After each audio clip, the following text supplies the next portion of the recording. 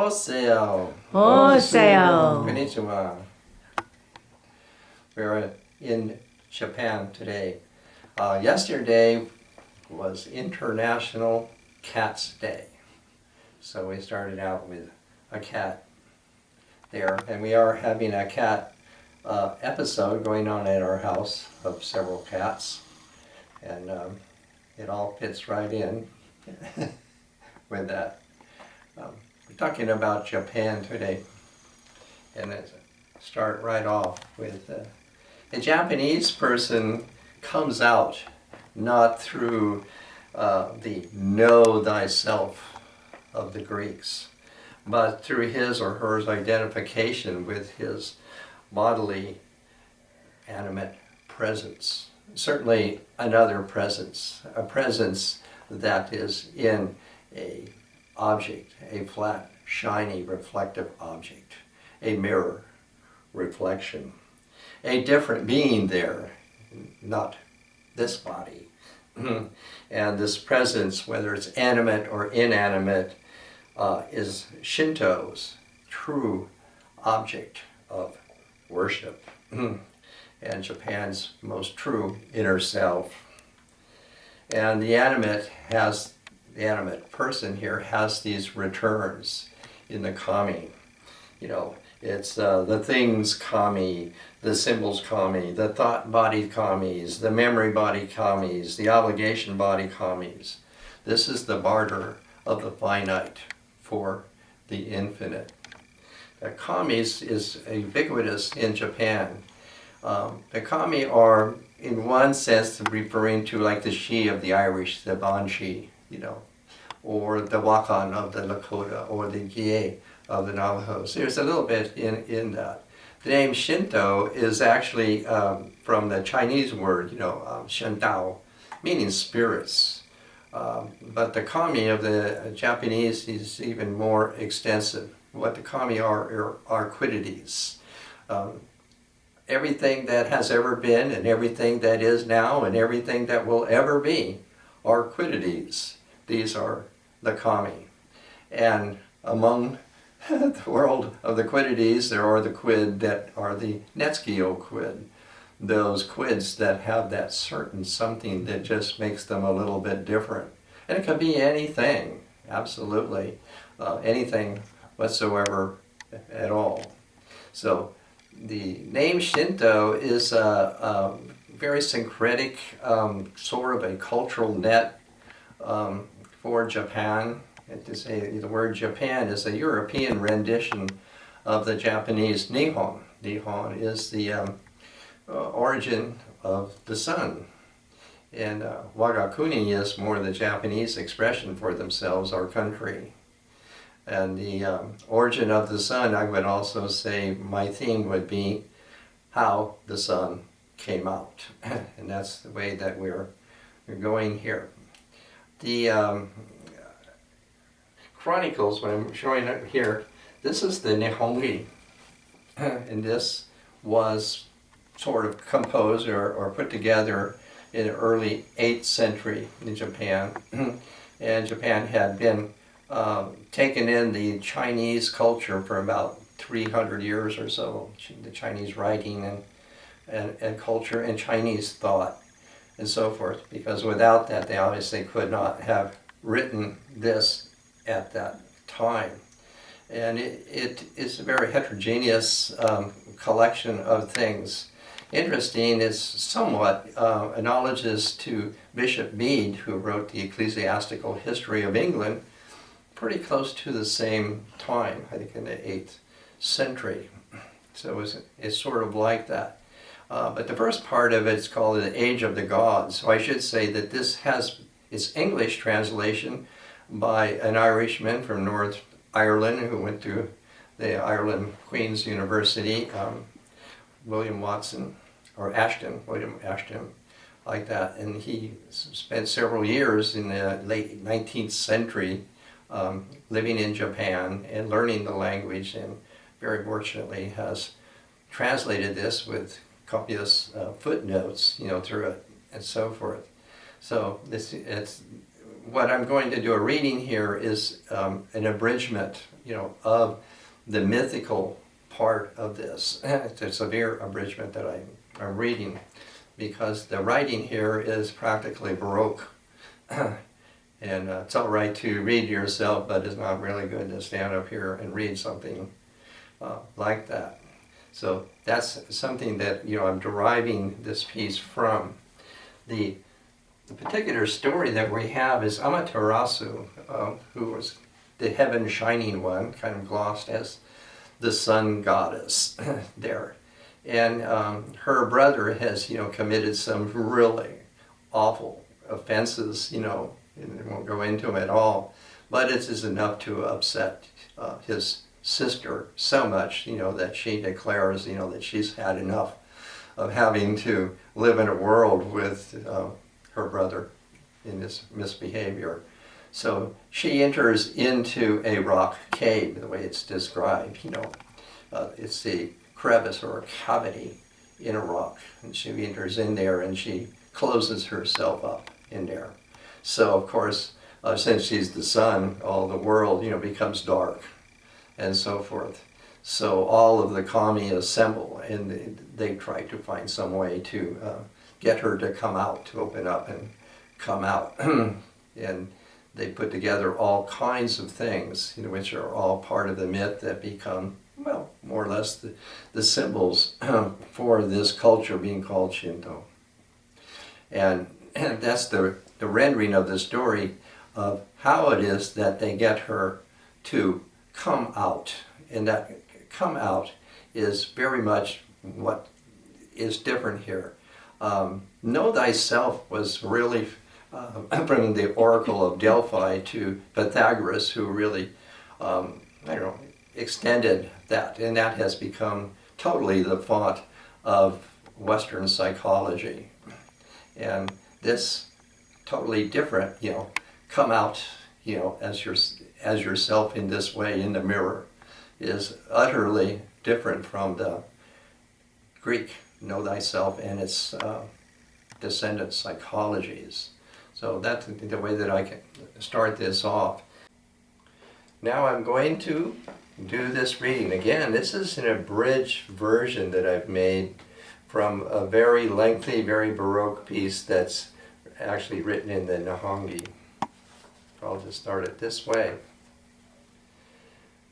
We people, you, I, the sun goddess, are one gesture, one rhythm, one mimicry, born out of the sacredness and the indecency, the shamelessness of the primeval Shinto dance, the dance with which the creation myth reaches its summit, and true life starts, and still starts, the Kagura.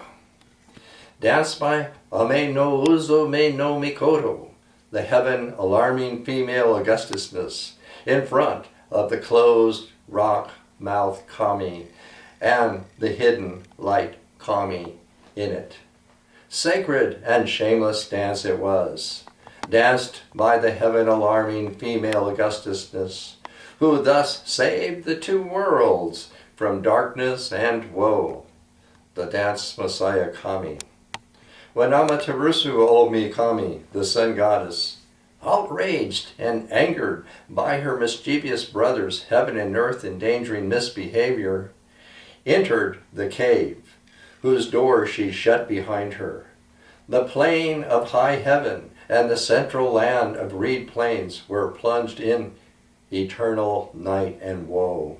And all the 800 kami assembled in front of the cave, and all the long singing birds of eternal night singing there took counsel how to save the creation kami and creator's kami, and to make the shining one come out from her confinement. And so great objects of art, the mirror Yatano Kagara, were made. Then all the kami and birds, etc., all stood, sat, and lay in wait. And then the heaven-alarming female Augustusness put on a wig of the creeping foxtail vine, tucked up her sleeves with evergreen vines, grasped a posy of grass in her hands, and danced. She danced in front of the closed cave entrance upon an upturned wooden tub, stamping till she made it resound.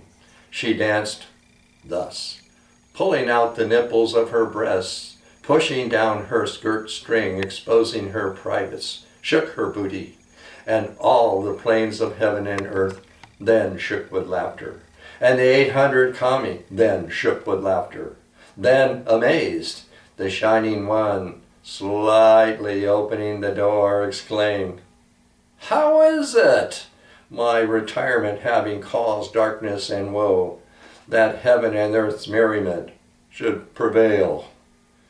And then the mirror was shown to the heaven Shining One, who, more and more astonished, came out from the rock and gazed upon her in the mirror and saw herself coming out therein.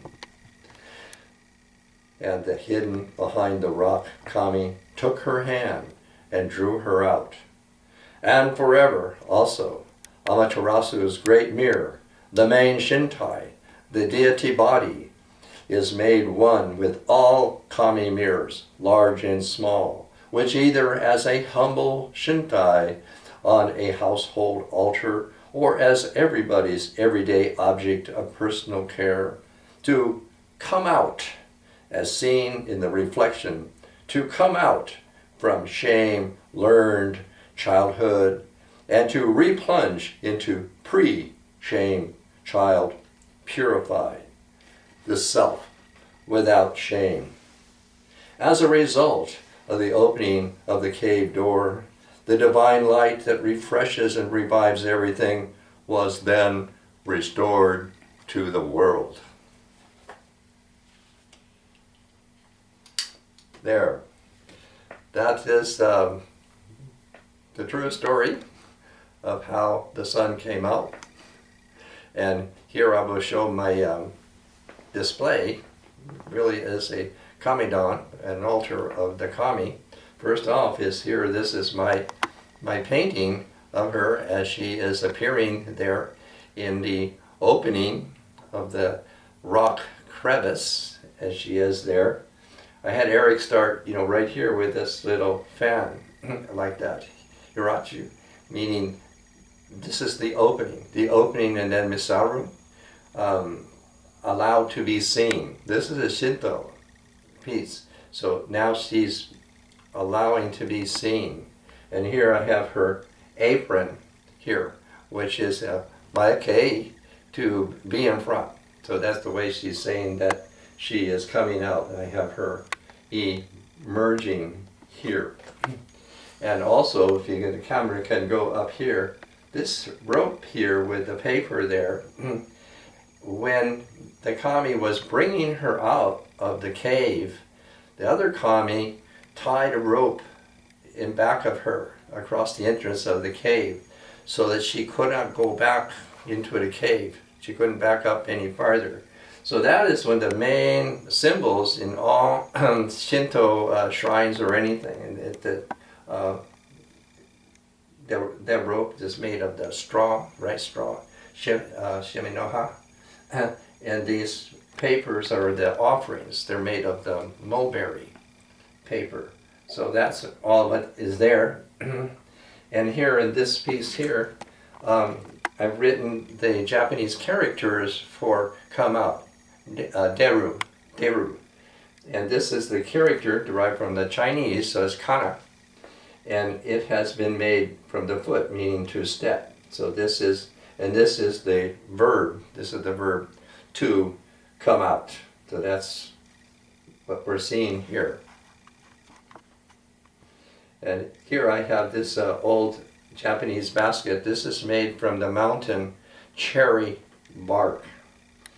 And it was used to a person carry their tools in it, like a woodsman may carry their tools in on their belt. And then I put in a cherry blossom branch here. The colors all go together, but it symbolizes also in the scene, the sakai, or the sacred tree, where the kami tied all kind of jewels and ornaments, to it. And then here on the other side, I have a very old sake bottle and sake cup.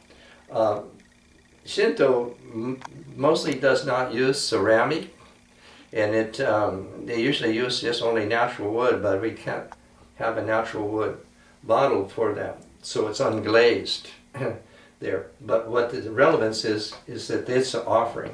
It's this offering, usual offering, among other things, to the kami. And then down here, we go here. I made this doll here as a young woman dancing. She's not in the costume that I see in the Shinto temple, but let's say all the dancing from the different temples everywhere, Shinto temples, are all derived from, stemming from the Kagura dance. And then over next to here, this is an antique actual bronze mirror, a Shintai mirror that, as the story said, she is, inside, whether this little mirror, or we can go up here to my display. This is, in relation to this is her mirror body. So Shintai means whatever the kami can adhere in. So that's why it's called that. Then we can go down here. This is actually a little Shinto altar piece, and these are little kami, we'll say representing the 800 kami, and it actually has the little sakai tree. They seem to be sort of dancing around. Delightful little piece. The kami are also often pictured as miniature. And then this is actually the Shimenawa rice straw. And then this is the tub that she danced on. The oke is the upturned wood tub. And that's why I had the sandals. And we finished with Neki. Neki is the Japanese cat who has been helping our kitty cat get better. And so, domo arigato.